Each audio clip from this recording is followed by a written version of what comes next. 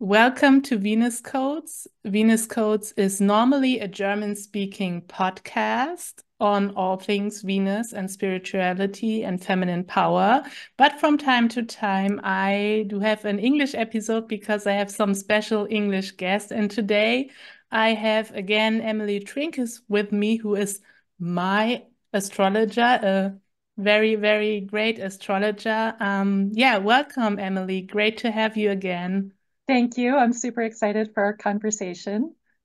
Yeah, me too. I'm super excited about our conversation, and it's a very special one to me. And I was not sure when I proposed this topic to you whether you would like it or not, but you were like, yeah, let's do it. And it's not long ago that I wrote to you an email. I'm not going to read the whole mail, but short one, a short part of it where I wrote, I would love to do an episode with the working title of The Transformative Power of Art and the Astrology of Inspiration. Background story. I went to a concert of a, to me, very special band recently. It was my seventh concert of them. And each time I see them live, something is touched very deeply in me, which also seems to activate something regarding my own calling and work in the world and the transformation I am here to bring or assist with. And then I went on, and that my proposal was to look at the lead singer's charts and so on. And the band I'm talking about is Depeche Mode, and the singer is Dave Gahan. And then I'm gonna tell a bit more about my feelings about them, him. But then you came back to me and said you really liked them when you were in high school. Like, and how was that for you? I mean, it's a bit time ago, but And I'm dating myself here. So I was in high school in the 80s and very into the new wave and all these British bands. And Depeche Mode was one of the ones that my friends and I were very obsessed with. And then they kind of dropped off my radar for a long time. So when I got your email, I was really excited to revisit their music and just to consider, in looking at Dave Kahan's chart, like to consider, that their activation for me as Mhm. well, and what is it that was so attractive and inspiring and, just really drew me in. Oh, that's also very interesting. Very interesting. Um, yeah, just to get everyone on board, because not everyone might be familiar with Depeche Mode, and just to share my experience with them for a moment. So I'm not a fan. I'm just a live fan, like for the concerts. It's very interesting to me. Um, I asked my sister because this is also a thing with us sisters, but she's not a public person, so I'm not going to go into that story. But I asked my sister, how did it come to be in 2009 when we saw their first live concert in Berlin? Why did we go there? And she told me she had seen a live DVD. It's a live performance again. And then she wanted to go there, and I joined. And those concerts to me are like really spiritual experiences. It's pre-verbal actually. I find it hard to put into words, but you might be able to help with that. Um, I'm touched so very deeply, like something in my core, and like I'm feeling, oh yeah, that's what I'm here for, the truth in me. And it's just about those live concerts. And in between, I don't even listen to albums. I just listen to one live album recorded where I was in the stadium. But we've been there recently in Prague, watched our seventh concert, and I thought he's doing some magic. And they have really fanatic fans. Like really, in Germany, people are so crazy. Like seven concerts of them is nothing. People go 20, 30 times. Yeah, and I don't know if you have something to add to this, but I would like to, I'm really interested in where do we find this in his chart, what he's doing to the masses, and people are Mm-hmm. really crazy about them and him in particular. Mm-hmm. Well, I just want to say my high school self is very envious of your live experiences with them, and you're from what you're saying, I really want to see them live. I have to look and see if they're coming to the US at all. Um, yeah, I have some ideas. Should I pull up his chart? Yeah, I think, do I have to allow you to share? I think Can you you do. help me how I, If you click on participants, and then I think there's some oh, dots next to my name, and you can do something like allow me to share or okay, I okay, think host. okay. Should, Sorry, if it weren't Pisces season, we probably would have done that ahead of time. can you try to share now? Yeah. Oh, yeah, I got it. Good job. Yep. Great. Okay. Okay. You don't need to see that. Okay. So let's look at Dave's natal chart first. And I'm a big fan of the North and South node, right? Um, and his nodes tell such a story of his life. And also, Suzanne, you had shared with me that interview with him where he talked about when he overdosed and got clean and how he had been addicted to heroin, right? And there was so much in that interview that really reflected the nodes, and I'll bring in some of that. But basically, here's his south node. So the south node, the karmic past, where is he coming from as a soul? What's the way of being that's familiar to him, but does not work for him anymore, but kind of a default mode?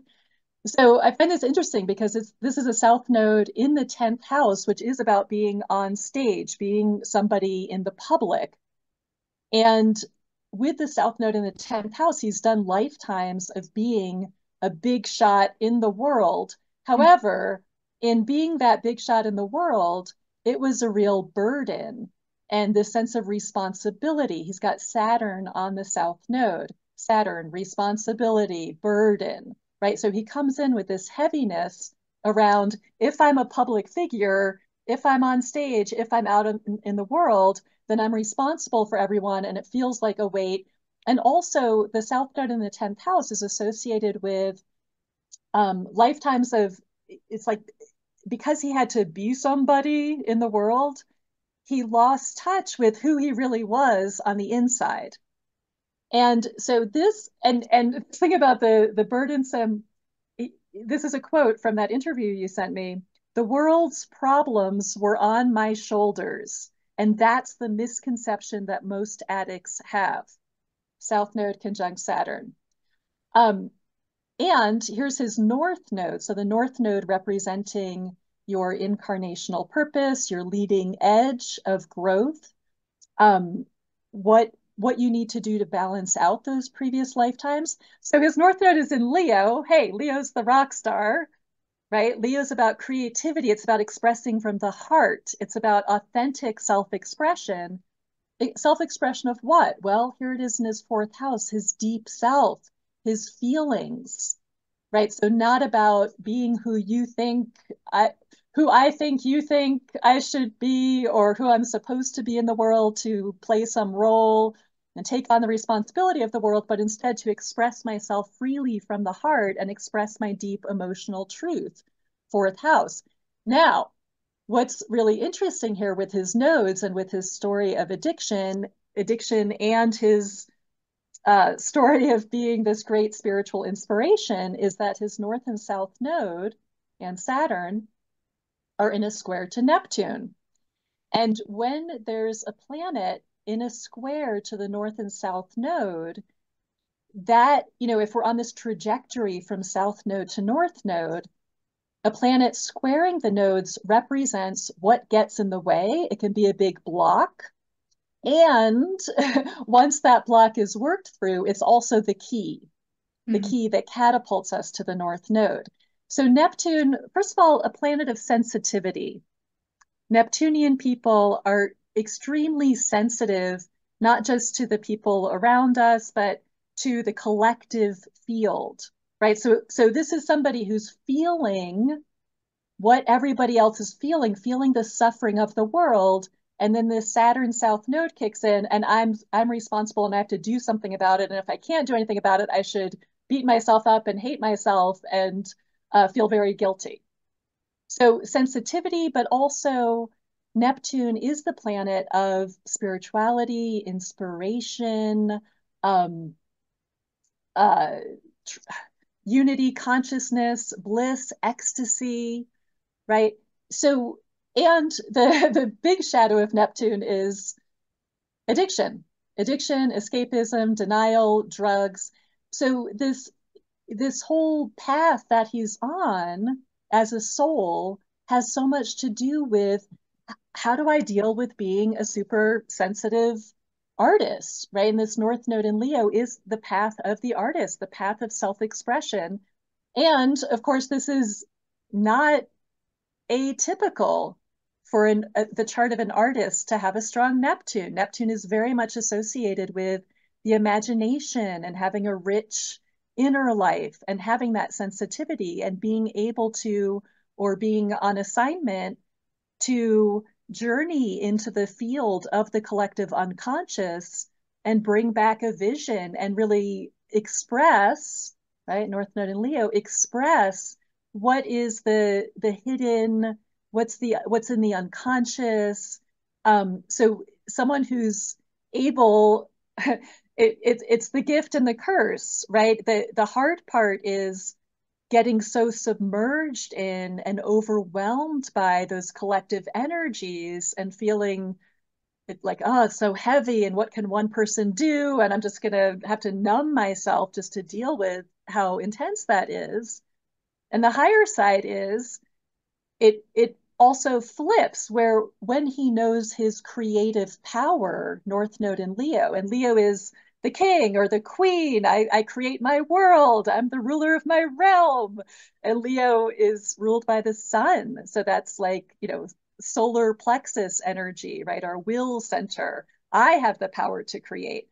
So when he's in touch with his creative power and using this Neptune in a positive way or in a conscious way, that's about I'm creating the dream. I have the power to affect people, to inspire people, to stir something at this very deep level in the collective field. I have the power to create the dream. I'm not a victim, and victim can be another Neptune distortion. I'm not the victim of all this collective energy coming at me. I'm creating something in service to the collective. Right. I don't know if I have a lot more to say about the chart, but do you want to jump in with anything, Suzanne? Um, I'm not sure. I could listen to you forever. I love it. It makes so much sense. And I'm like studying astrology with your courses and so on. But I would have never seen all of this, and I just love it. And it makes so much sense. And I just have an astro techno question right now Yes. because this birth time, it's from astro.com and it has an A rating, so not an AA, not accurate. Would you still work? Would you take the houses? I mean, you just took them into the picture. So that's okay to do with an A rating? Great question. And I mean, to me, this fits the story really well of his life. So it seems like it could be close enough. And especially if, using whole signs. His ascendant comes out at 7 degrees Taurus. So that could be a little iffy. Like if he was born just, if the Hmm. birth time is 20 minutes off, then that would give him a different rising sign in different houses. So, and I'm glad you told me that because I hadn't paid attention to how accurate his birth time may or may not be. but that this seems to fit the symbolism of his life pretty closely to have the South Node in the 10th house. But yeah, that's, and just, for those who aren't so astro techno, just to say that this South Node Saturn square Neptune square the North Node, this would be the same dynamic. But if the birth time is off, then it could be happening in different houses, which makes me, I mean, again, I like this birth time, because it does seem to fit the symbolism of his life. And this also makes Neptune, if this is a correct or close to correct birth time, then Neptune is also right on his descendant and opposite his ascendant, meaning Neptune is what we call angular. And whenever a planet is angular on one of the angles in the chart, it's even stronger. So he does have, so it makes sense to me that Neptune would be such a big player, and this 10th house placement makes sense to me too. But yeah, we'll keep in mind that the houses might not be perfect. So, and yeah, what I find so fascinating about him, or it's the band, I don't want to like ignore Martin Gore, who's also very important, but we're not talking about him today. But like what I said, they seem to touch people so deeply. So it's not only me. And would you say, or what do you guess from the chart? Is that because, or would you guess that's because he's diving so deeply into something unconscious that many of us have in us, and he brings us in touch with something in us? Or what does this chart say about those crazy fans? Yeah. This is my cat Neptune, who had to join the conversation, as I expected. Yeah, I think it's like when he's going really deeply into his own feelings, like the fourth house is very, well, if we have the correct house, fourth house is very personal, but Leo's also very personal. Leo's like me, my heart, what I'm feeling and who I am, and I have to express that. And when he's really expressing that, then that's touching, yeah, the depths in other people. And even I have a thought about this too in terms of the relationship between your two charts, but what you said about a spiritual experience hard to put into words, that's Neptune. Neptune is the ineffable. Neptune is the great mystery.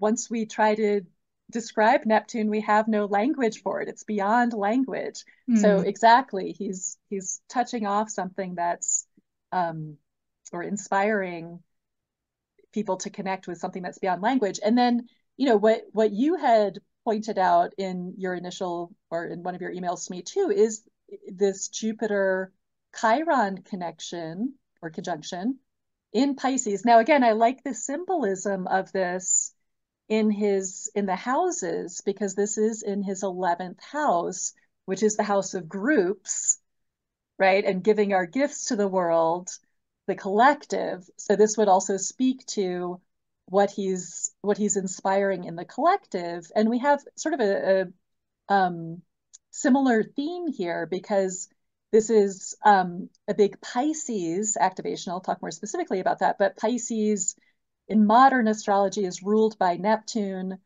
Check out, it's also in a harmonious trine with Neptune, this blue line going from Jupiter and Chiron. And Jupiter is at home in Pisces. Jupiter is the traditional ruler of Pisces. So first of all, this is a very powerful Jupiter, and Jupiter is our gifts and how we expand. And Jupiter in Pisces is a lot about inspiration and his own connection with spirit. Again, good, bad, he has a very big, very tuned in connection to the subtle realm, the realm of subtle energy. So again, there's that sensitivity, for better or for worse. And particularly here it is next to Chiron. And Chiron, the wounded healer is one of the names for Chiron. I also think of Chiron as the shaman. This is a very shamanic setup. So check it out. Like, this is anything Jupiter touches expands, since Jupiter's about expansion, amplification. So this big Piscean shaman, this spiritual shaman, this shaman working at the level of energy and working with the subtle collective field. I mean, Pisces and Neptune, we should say too, are also specifically associated with music and Hmm. sound, right? So this is like a sound healer, Chiron in Pisces, a healer at that subtle realm. And we'll look at how, I mean, this is a very challenged Jupiter Chiron with the aspects it's making, which we'll come back to. But thinking about Chiron as, if we think about it as the wounded healer or even the shaman, we know shamans have to go through initiations. Hmm. And in indigenous cultures, they would know that someone was a shaman or on the shamanic path because, as a child or early on, they had some injury or disability or terrible illness or accident. They that was their initiation. And so with Chiron and Pisces, this, yeah, initiation through addiction, this it's so interesting because I think that there's a lot here about inspiring faith and trust in the unseen and, in the spiritual realm, in other people. And for himself, this, to me, this looks like a setup for a spiritual crisis or a crisis of faith. Can I trust this? Oh, I'm sensing all this stuff. Is that for real, or am I full of shit? Am I crazy? Can I really trust this? Right? And the idea of the wounded healer archetype is the very thing we do for other people is the very thing that's hardest for us to do for ourselves. So he might, inspire everyone to, uplift themselves into this, higher spiritual dimensions, but he's like, I don't trust any of can I really trust this? Or I don't have faith myself. And anything you wanted to add about that before I bring in the aspects here? But actually, I'm maybe this is because of the Piscean time we are in.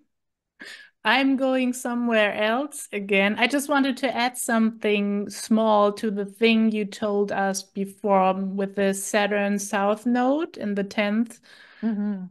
and the four North Node in Leo. Because he says I binged watched interviews those past 2 days, and Yeah. he says he loves performing, Leo.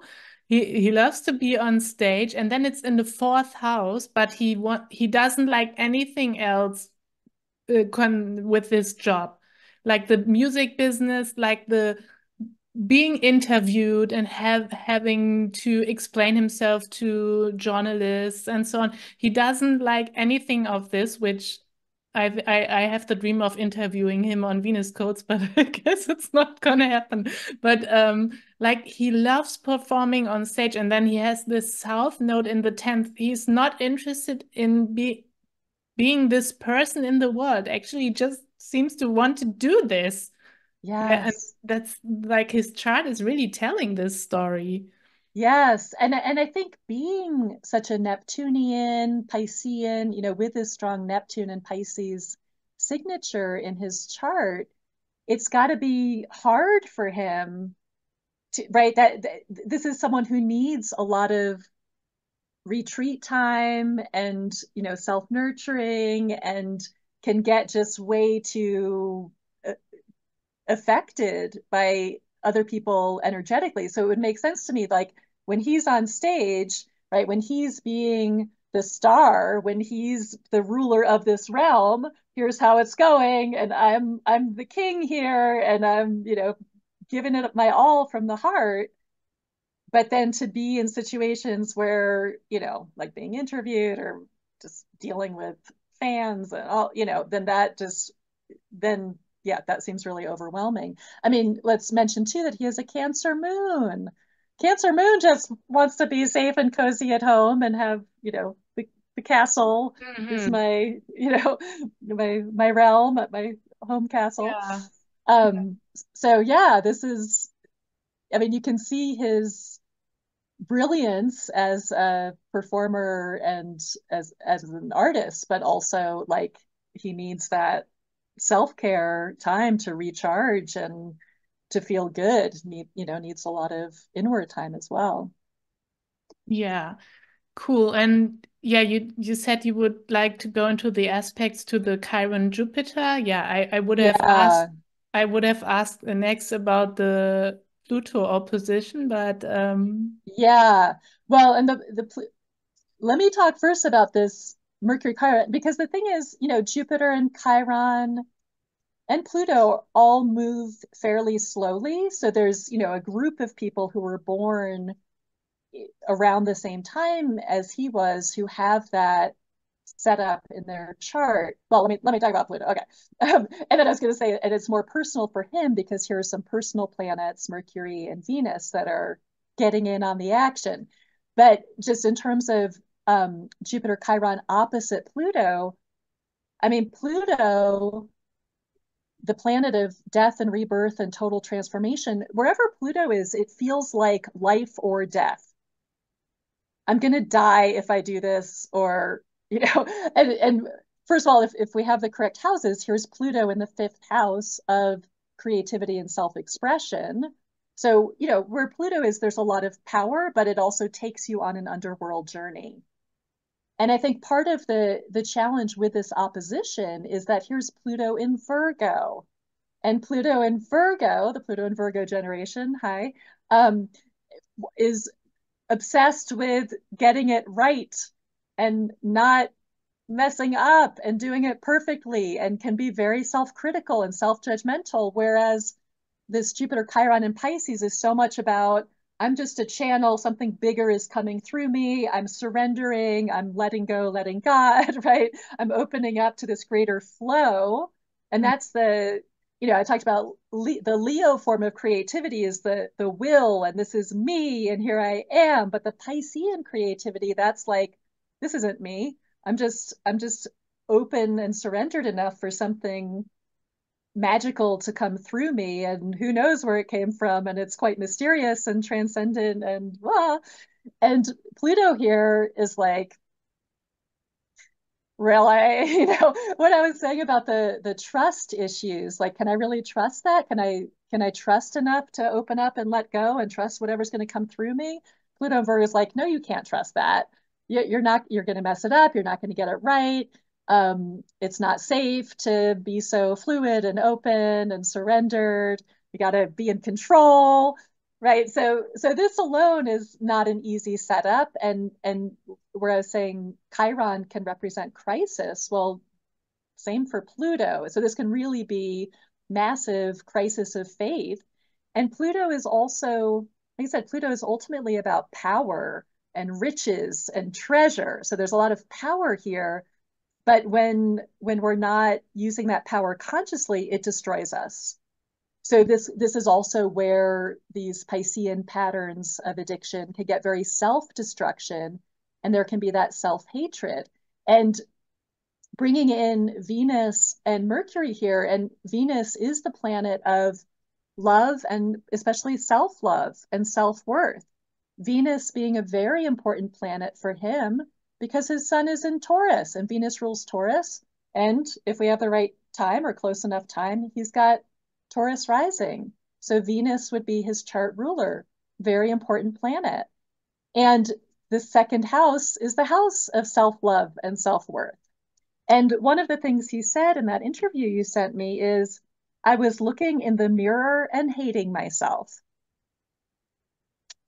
Right. So, well, we're in Pisces land. It really, that makes me a little bit teary, right? Here's someone who's bringing like so much, like inspiring people with the unconditional love of Pisces and Neptune and just being adored, right? People just loving him, and he's hating himself. He's looking in the mirror and hating himself. And I think that's this, Venus, and let me bring in Mercury too. This is a very powerful Mercury because this is Mercury in its home sign. Mercury's at home in Gemini, and Mercury's in an exact square with Jupiter, square Chiron, square Pluto, right? So, and this is where we can get into real mental health issues because Mercury is the planet of the mind. He has a very powerful mind.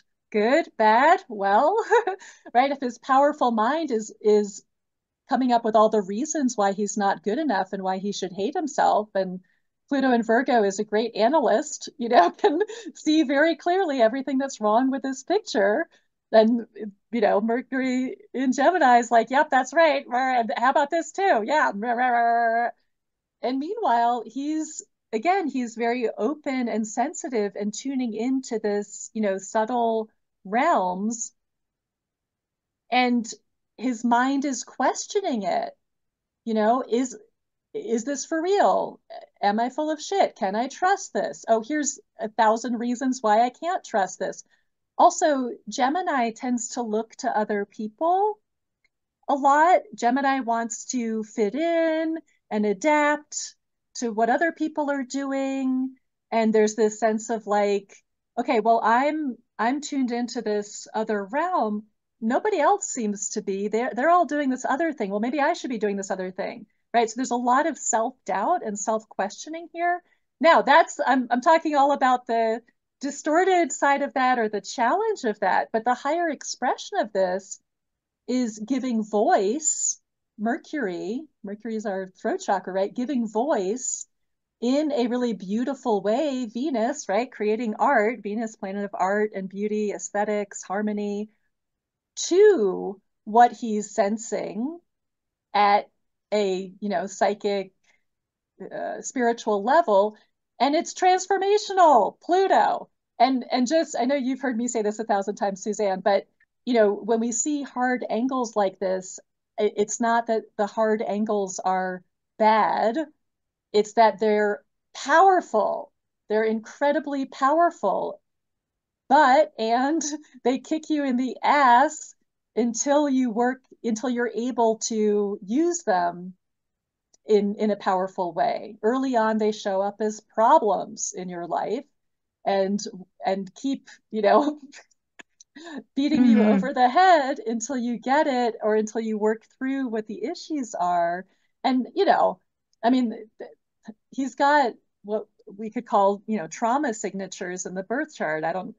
You've listened to a lot of interviews. I don't know what his early childhood was like, or, Mm. this is a challenging chart, but challenging charts are at the same time incredibly powerful. So this is him using his voice, using his words, creating art that transforms Pluto, that takes people on this transformational journey into other dimensions. And I know you used the word multidimensional when you were describing your experience of being at those live concerts.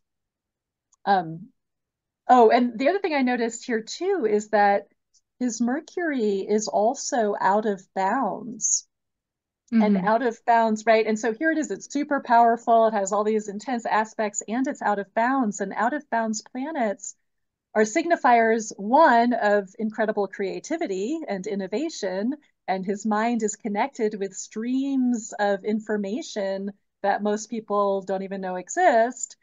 And out of bounds people can also feel like the alien and the outsider and the weirdo. And does anyone understand me? Oh, I just want to connect. I just want people to get me, Gemini, but I'm a weirdo. And so that's also, there's another challenge slash gift there. Mm-hmm. Yeah, so interesting. I don't know if you know that like for the first, don't let me lie, maybe 20 or 25 years of Depeche Mode, the words, he did not write the songs. And he felt Oh, like an imposter, he said, wow. because Martin wrote the songs and he sang them. And that just what you earlier said about the Pluto in the fifth and the self-doubt and so on. I think you didn't know that he didn't write the songs I and didn't. he really felt like an imposter. He said that in one of those many interviews I watched because he just sang somebody he were Martin's feelings on his sleeve or something like this. Wow. I think that fits really into what you said. Yeah. Yeah. I mean, even just, in thinking about the Pisces Gemini square, like, one of the gifts of Pisces, also Neptune, is to be kind of a shapeshifter. And, oh, who do you need me to be? Okay, I could, I can adapt to that. And, plus the Gemini, right? Gemini plus Pisces, I can be whatever you need me to be and sort of play the role or go into, I mean, this would be someone who has a natural talent for wearing someone else's heart on his sleeve, right? He could do that. But of course, that's not fulfilling his North Node in Leo of this is me. That makes sense to me that it would take time for him to really come into his own power as a writer and his own power of expressing his heart, North Node in Leo, and expressing his feelings, North Node in the fourth house. Yeah, and all of that, like like his own songs published on Depeche Mode albums, and he's got several other projects, I think. All of that happened just started happening a couple of years after his overdose. So I think this is such a crucial, seems to be such a crucial point in his life and such a deep transformation that happened there.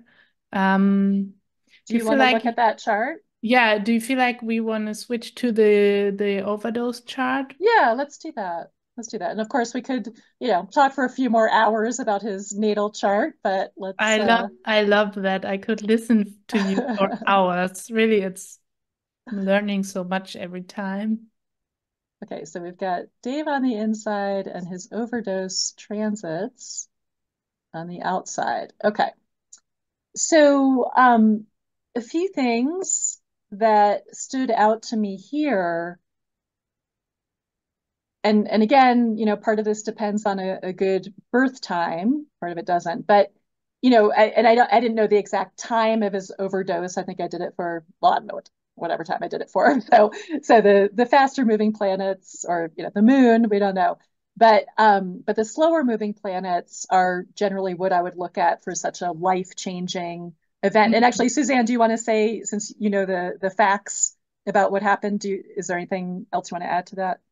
So it wasn't the first event in the first half of the 90s. He had a drug-induced, I think, heart attack on stage in 1993, and he attempted to commit suicide in 1995. And so, yeah, there was something going on, and then he did had this overdose the date that we have here, and he was dead, like his heart stopped beating for a couple of minutes. And I found in one interview or one article that it was like only at the third attempt to revive him, he came back. And he also talked about his out of body experience that he had, and that he really understood something there, that he was doing something wrong and that he cannot decide when he's to leave this body. So yeah, I found that very interesting, and to me looks like a real turning point in his life because of like his he got sober then quite soon after this, like a year. It took him a year, I think. And he got married to his third wife after this, like a couple of years, and they are still together after two marry two, how is it called? Being married, two marriages failed. So, and then he met his third wife, and they are still together. And this just looks like from what it was before and what is has happened after this, like such a crucial point in his whole lifetime. Just what you hear him say about this. Mm-hmm. Yeah. Yeah, thank you for explaining that. Now I'm curious about the 1993 chart too. But um, okay, something else I need to mention about his birth chart, because this is something that jumps out to me. So here, and and apologies to those who are not super astro techno, because looking at two charts together can be a little overwhelming. But this is Dave's chart on the inside, and then the transits that were happening on May 28th, 1996, the date of the overdose, on the outside. And so we're transposing the sky at that time onto his birth chart. So one of the things that jumps out to me is this transiting south node right on his Mars, which is also squaring, again, this depends on a perfect birth time, squaring his midheaven and IC, but also squaring his moon. So something I didn't mention in his birth chart, another indicator, another reinforcement of the themes we were talking about, but here's Mars in Aries, a very powerful Mars. And Mars, of course, is the masculine principle. What do I want? How do I go about getting it? Self-assertion, the warrior. So this strong Mars in Aries in the 12th house. And the 12th house is the house that's associated with the sign Pisces and the planet Neptune. And so planets in the 12th house can operate very unconsciously. It is the house of self-sabotage and what's going on at an unconscious level. So here's this powerful Mars, which maybe part of the old pattern was hiding what he really wants, or his own, individuality. Mars is about individuality, his own passion, his own self-expression, right? This is another fire sign, Aries, similar to Leo, hiding that in the 12th house of the unconscious. And anything that gets hidden in the unconscious tends to operate unconsciously. And there is this potential for self-destruction with his Mars, not only because it's in the 12th house of self-sabotage, but also because it's squaring his moon.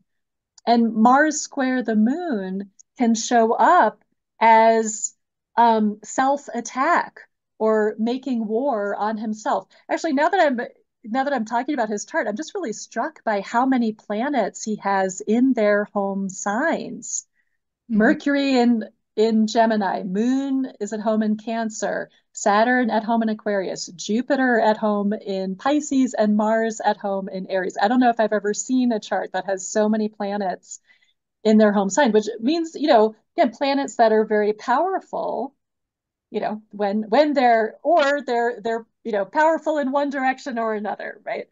So if he was in a phase where obviously he was destroying himself, he was attacking himself, he was at war with himself. And that moon in Cancer, as I mentioned, this is a water sign, the moon, our hearts, where we're the most vulnerable. And maybe a part of himself that hated his own sensitivity and hated that he was so squishy and soft-hearted, and went on the attack. Okay, well, along comes the transiting South Node, which has a 19-year cycle, so it's not super rare, but fairly rare. And when the South Node touches a planet, it's like it wants to put an end to what's not working, and it will show you very clearly what's not working. And meanwhile, here's the North Node. What will work? The North Node over here in his 6th house, which is the house of health and self-care and getting grounded in reality and paying attention to what you're eating and how you're exercising and doing all the day-to-day things, right? So that stands out to me as sort of like, and even what you said about it took a lot to bring him back to life. It seems like, yeah, that was a choice point. And the nodes are associated with karma and our karmic path and big, choice points, decision points. Do you want to be here or not? Do you want to step into your true power, or are you going to keep sabotaging yourself? And if you're going to keep sabotaging yourself, that's not going to work. You're out of here. So that's one thing that stands out to me, and that was quite, close, quite exact. But another big influence would be Uranus, because this was Uranus just having recently come into Aquarius. And even though these transits are not exact, this is Uranus in a pretty close square to the ascendant and descendant, approaching a square to Neptune, approaching a conjunction with Saturn and the South Node. And I think with the outer planets, which do move very slowly and they're always a once in a lifetime influence, right? So Uranus has an 84-year cycle. So this was the first time in his life that Uranus came into the sign and the house of his Saturn South Node. And Uranus is the planet of revolution and liberation. And one of the things that's very cool about a Uranus influence is that you could have been doing the same thing for 20 years and like this is just who I am and it's never going to change and I'm so stuck in this rut. And Uranus comes along and bam, you're doing the opposite. So it's this period of accelerated growth, accelerated change. And Uranus to the South Node, I mean, that's a lot about shattering and separating from and breaking free from those old self-destructive patterns. Uranus to Neptune, breaking free from um, the unconscious patterns, breaking free from addictions. And also, I think of Uranus to Neptune as a big spiritual awakening transit. Uranus is also known as the Great Awakener, which, and I just think actually this is, I'm going through this transit right now. Uranus is opposite my Neptune. Um, I think it's so cool because Neptune is our blind spot, where we go unconscious, where things are, we have the Vaseline on our lenses, we're not seeing clearly, I'm Mhm. confused, right? Whereas Uranus brings breakthroughs, revelations, awakening, wake up out of that trance, come on. So Mm. this is kind of a classic setup for liberation from addiction and waking up to what's really happening. um, I thought it was interesting too. And again, this isn't exact yet. This is just starting. In 1996, Pluto had just recently come into Sagittarius. And Sagittarius, so he's got the Gemini, Pisces, Virgo, that's called a T square. This opposition between Virgo and Pisces, the square to his Gemini planets. Well, Pluto and Sag comes along and is going to activate all of those, that whole shebang. And again, I Mm. think even though it's not tight in orb, even though it's not super close by degree, I think just the fact of Pluto moving into Sag is kind of a wake up call. It's time to transform these old patterns, Pluto's tagline is change or die.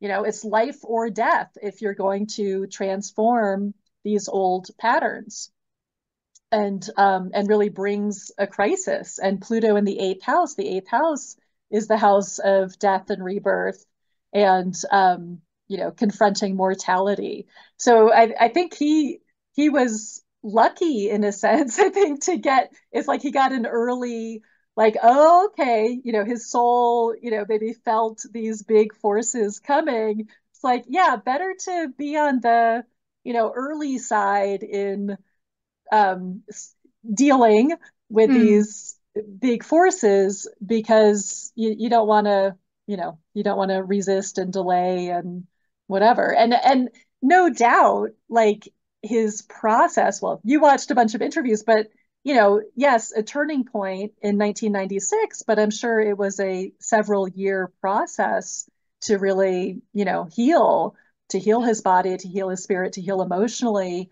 And that would be like, yeah, being in this very revolutionary, transformative time. And with Pluto, it's like, yeah, and okay, now that you stop doing the drugs, now you're going on the real underworld journey where you've got to face all that stuff that you've been numbing yourself from. Yeah. Yeah, yeah. I mean, I think he went to like a detox something for a year, and he also mentioned in an interview that I don't get the exact words now, but like just staying sober is a win, and like that it's quite simple, but you have to do it, like go to your meetings and just, I don't know what he said, sit with your emotions or something, or talk to people. Like I guess that was quite a long process, and it's yeah, that Pluto square or opposition might have become exact somewhere in this process. Right, right. And, astrologers use different orbs. I mean, with Pluto, we could use a 6 degree approaching orb. And so here's Pluto at 1 degree Sag and his natal Pluto at 7 Virgo. So we could say that that was just the very beginning of that transit. Mm-hmm. Yeah. Emily, we're super astro geeking out. Super astro geeking out. My I've favorite. got my self-doubt coming up, but I think there's gonna be people who love it and might not be for everyone, but yeah. It'll I be for love the it. super astro geeks. Yeah, it is. Okay, do you wanna do you have something to add for the overdose for this chart transit? I mean, it also stands out to me that transiting Mars, which of course is a faster moving influence, together with Mercury, were both right on his sun. As the South Node is on his Mars, Mars in the sky, together with Mercury on his sun, and maybe just, this opportunity to reclaim his power.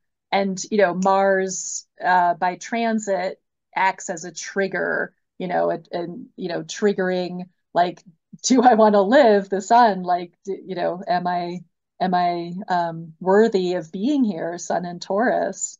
And thankfully, the answer was yes. Yeah, I mean, I wouldn't have seen a single concert. I was like 13 years old in 1996. Like my whole story with Dave happened many years after this. Yeah, so luckily his soul decided to stay a bit longer. Yeah. Well, and so Suzanne, do you want to look at your chart in relation to Yeah, Dave's? I'd love that. And let me just share a couple more things about what I feel with these. Yeah. Because, I find him attractive, but it's not really about like he's an attractive man. That's not my thing with him. I find him attractive, but that's not the thing. Um, there's something in the way he moves, even. I haven't told you about this. If you maybe watch a live gig of them on YouTube or something, and something that you said earlier about the Leo North Node and being on stage, he's like a conductor of the masses, really. But he's got something in his movements that's again pre-verbal, but that's something that's reminding me of there's something in me that I have to live. I don't know, I have to get like about my own self-expression. And I had a couple of readings with you, and before that with a German astrologer who I also loved very much. And everybody's telling me, "You're a healer. You're a healer." And but I have something with dancing and singing that is only now slowly emerging that feels like part of my calling. And nobody ever told me that. And that's a story for another time. That's such a huge story for me. But he's also, when I watch Dave, it's not only about admiring somebody on stage, but reminding myself I have to be on stage somehow. I don't know how. And maybe the energy, what my ego makes out of this energy is quite different from what it's really meant to be. But all his moving and how he's conducting makes, yeah, it just steers something with me regarding my own calling. Mm. I don't know. And it's a great experience, dancing, spiritual experience. Yeah, but let me know, what is he doing to me? Okay, well, the first thing I want to point out here is that while Dave has Neptune squaring the nodes, you, as you know, were born with Neptune conjunct the South Node. So in a sense, there's a similar, obviously they're different signs, they're different houses, it's a conjunction, not a square, but there's a similar theme here in terms of what to do with this Neptune-ness. And I'd say, something I hadn't mentioned about Neptune is that Neptune's also about hiding and invisibility. And I'd say, especially Neptune on the South Node can be an indicator of, and this is in the first house of self, an indicator of hiding oneself.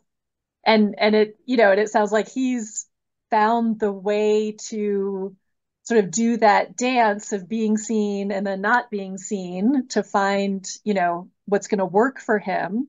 But obviously, we're glad that he's not just unseen, right? Like we know he needs that retreat time for his sensitive soul, but we're also glad he's doing his Leo North Node and getting out there on stage in a way that works for him, right? So I think there's something about the resonance with another Neptunian being and someone who's really working with that archetype in such a, karmic and, and just to say too that anything connected with the nodes, it's so deep and it's so powerful and it's so embedded and it's something that we can't always wrap our minds around or figure out. It's just like it's in there and it can be very challenging to sort of overcome that or to bring consciousness to it. So I think there's the Neptunian part of you that's like, hey, there's my brother Neptunian who figured out what to do with this, or what maybe didn't figure it out, but just life took him on a journey to be able to work with that in a way that that is so powerful. So that's the first thing that stands out to me. Anything you want to say about that? No, but yes, I know I'm hiding. Hiding is such. Yeah, I know. It's true. Okay. I feel that. So the other thing that really stands out to me, or another thing that really stands out to me, is his activation of your descendant and the seventh house. So basically, and I'll say what it is, then I'll translate. But basically, remember his Mercury Venus conjunction, square Pluto, square Jupiter Chiron. All of that interacts very personally with your descendant, which is the DS here. And that means also with your ascendant, right? So the ascendant descendant, for those who don't know, this is the axis of self and other. And the ascendant is a very personal point of who am I? And the opposite point, descendant, is who are you? And when people activate our descendant, the descendant is like what we tend to attract into our lives because it feels like not me. And so here's his very powerful Mercury in Gemini, conjunct Venus in Gemini, right there on your descendant, and also quite close to your Mars and Sun, and also not close by degree, but in the same house and sign as your North Node, right? And so there's and I love what you said about the movement, the dancing and the singing, because I think, that's another very Gemini Pisces expression would be that, because Gemini is always in motion, right? And Mercury, and here's Venus doing it beautifully. And Pisces is specifically connected with dance and, as we said, music, right? So he's like activating this descendant, and the descendant in Gemini, that's attracting people who are like, oh, they're so smart and they've got something to say and they're using their voice. And oh, there's something that I need to be saying. There's something I need to, put into words. And maybe in this case, yeah, there's a way that I need to be dancing or using my voice, making music, that he's really inspiring and um, there's like a complementary energy when someone activates your descendant. And again, you've heard me talk about this, Suzanne, but this idea that the ascendant is what we feel much more comfortable with.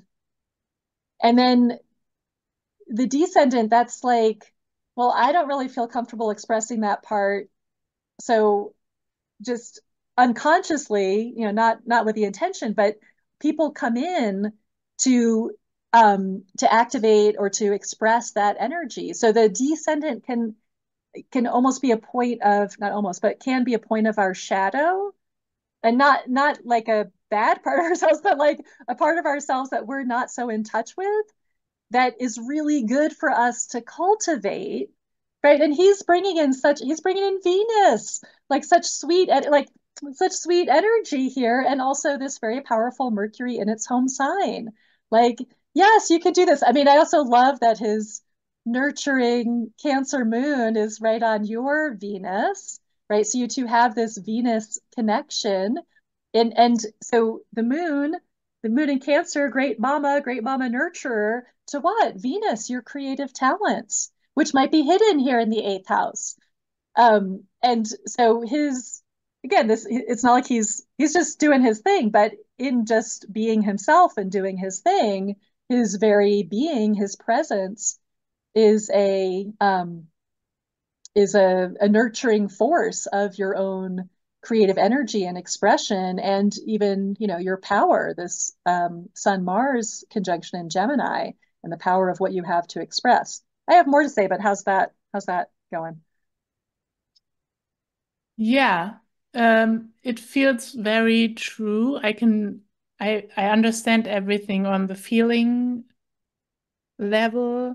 I was just wondering, I didn't have on my mind that Pisces, is it only about music or also about dancing, It Pisces? can be And dancing too, yeah. so, and if I have Pisces in my fourth house, would you say my deep inner self is a singer and dancer?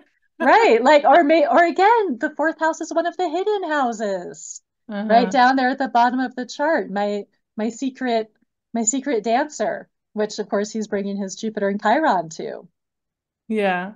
No, And interesting. Mhm. and there's two other things you said. Um, one you'd written to me, the transformation I'm here to bring, right? He inspires something like he inspires in me the transformation I'm here to bring. Well, here's his Pluto transformation in your 10th house, my public self, my career path, who I'm here to be in the world. And his Pluto is in, well, a very close square to so many planets of yours, to your moon, Jupiter, Uranus, Mhm. ascendant, sun, Mars. I mean, he has a very Plutonian effect. And again, I feel like there's something about your Neptunian connection or Neptunian affinity, let's say, like Mhm. similar soul path in some sense. And he's bringing in this Pluto in your 10th house, which is about, am I living my destiny in the world? Am I willing to be seen in the world? And am I willing to bring my skills, Virgo, and gifts out into the world, or am I busy judging myself or being too self-critical and therefore hiding? Um, and so he has such a Plutonian influence. I mean, he's here to transform your world, and specifically in the realm of how am I utilizing how am I utilizing all these Gemini Sag gifts, Mhm. which is a lot about being, I think, the Sag part about being an inspiration yourself, and Gemini being, a communicator, a connector, using your voice. So that's pretty wild.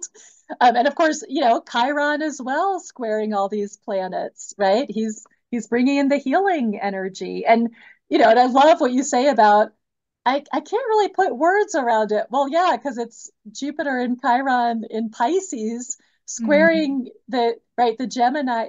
Pisces confounds Gemini, right? Gemini wants to figure it out and find words for it and analyze it, find a reason. And Pisces is like, haha, no, just feel it. Sag wants to understand it, Yeah. right? What does it all mean? Pisces is Yeah. like, let it go, just feel it, just. So yeah, this transformational healing influence that is beyond words, and that's not about words. And the other, you had also said, well, you talked about the spiritual, um, I don't, there's something about the spirituality, and his North Node is in your ninth house, and the ninth house is a house of spirituality. And trust, I think trust is part of the essence of the ninth house. And the ninth house is about expansion, right? So there's something about his being when he's doing his Leo North Node performance, creative expression thing that just expands your being. And yeah, and I also love this in terms of being beyond words, his South Node in your third house, which is the house associated with Gemini, the house of the mind, the house of language, Mm, right? Finding the words for it. No, that's not what he's in your life for. He's here to feel it and to feel that fire of what you're here to express. yeah. And his node, his nodes are in a square to your Mercury, and his sun is on your Mercury, and his Neptune is opposite your Mercury. So there is a lot here around the voice and your gifts, right? Taurus, your natural, resources, inner talents, natural gifts, knowing your worth, right? Yeah. So something very basic, but for people who are not, okay, they might have not watched until here, but who are not so familiar with astrology, um, like all planets, all aspects, everything we see here are potentials, right? It doesn't mean one thing and it's not good or bad. So, but just imagining having this with someone who's closer to me in my personal life, it it it could be quite an intense relationship, right? It's almost like that might be too much. You know Mm-hmm. what I mean? Where Mm-hmm. where getting the doses of almost like the medicinal dose of his energy in these specific Yeah. situations, right? When you're like, okay, here let's do a few hours of Mm-hmm. multidimensional transformation, healing, whatever. Yeah, it might be just might blow your circuits or something to be in a personal one-on-one relationship with this Yeah. kind of, yeah. I thought that with Pluto squaring everything and Right. You'd be like, can we just like hang out and watch a movie or something? Like, yeah, so intense. yeah, but yeah, I love that. So I think so it sounds like it should could be good medicine to for me to watch more live concerts of Depeche Mode. Yeah, yeah, that's your medicine. Yeah. Okay, cool. Okay, anything, actually, when I sent you this email about this podcast episode, I said, okay, maybe we could look at the charts and then talk about this, and that. But we've been talking for an hour already, just with the charts. Yeah, how do you feel about the this thing now? I'm totally Piscean. Do you recognize it? I'm not finding any words. Perfect. I feel good. Maybe, we could always do a follow-up that's more expansive or less astro-techy. I mean, I'm sure our astro-techy friends are, loving the depth of deep diving into the chart, but Yeah. there's also ways to talk about these themes more broadly without the Mhm. techno. So it feels complete for you too? Yes. Okay, perfect. So, but yeah, first of all, thank you, Emily. I'm gonna have to watch this couple of times to just like compute, and process. So interesting. I love everything, what you do, what you teach, and also I'm now doing your Astro 101 course, and I really highly recommend that to anyone who wants to really learn astrology from scratch. Do you say that? Because Mm. we went quite straight into it today and deep dive, and but if you really want to learn astrology from the start, this Astro 101 course is great. And Thank you. also with regards to our episode today, the synastry course that you have, like if people want to check out what is somebody's energy doing to my energy, like what you just did for my chart. Your synastry course is great. I did that one and want to recommend it highly. Yeah, anything you would like to add? Yeah, Share. well, thank you for that. And those classes are available. The replays are available, and the Astro 101 is like 9 classes, an hour and a half each. Lots of handouts. Handouts are my love language. Super in depth. You can learn a lot of astrology, but also for those who are super astro geeky and want to become professional astrologers or want to use astrology in their coaching or other, healing modalities. I have a mentorship coming up that's starting in May, and that will be live classes, a 7-month program. I'm doing a Q&A session this Friday. So yeah, that's also that's my big upcoming offering. Yeah, I love this mentorship. That sounds so delicious, really. Yeah, it's gonna be too late for the Q&A because Okay. it's coming up next week. Can people then still get that Q&A somehow? Absolutely. I'll have the recording on my site, Okay, so that'll be great. available. Cool. I'm gonna link to your website, to your beautiful content. And yeah, thank you, Emily. Thank you so much. I think it's time to stop the recording. Yeah, thank you, Suzanne. This is super fun for me.